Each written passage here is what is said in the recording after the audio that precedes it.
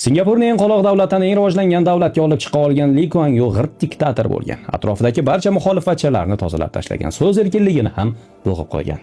Bizda nima uchundir uning faqat mana shu sifatlari eslanadi.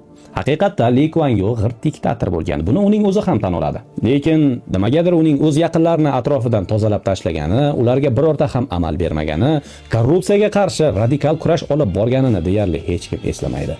Singapur mo'jizasi aynan shundan iborat. Ya'ni butun bir davlat adolat ustida barpo etilgan. Adolat qaror topgan davlatda esa muxolifatning ham, so'z erkinligining ham keragi bo'lmaydi. Chunki bu yerda har qanday muammolar adolat bilan qaror topadi. So'zim so'ngida Lee Kuan Yewdan iqtibos keltirmoqchiman. Menda ikkita yo'l bor edi. Birinchisi yurtni talash, qarindosh urug'larimni atrofimga yig'ish, ularga mansab berish, ularni dunyoning eng boy odamlari ro'yxati e'lon qilinadigan Forbes jurnaliga kiritish. Buning evaziga xalqimni hech narsasiz qoldirish. Ikkinchi yo'l esa xalqimga xizmat qilish va mamlakatni jahondagi 10 ta eng rivojlangan mamlakatlar safiga qo'shish. Men ikkinchi yo'lni tanladim. Ikkinchi yo'lni tanlaganlarga sharaflar bo'lsin.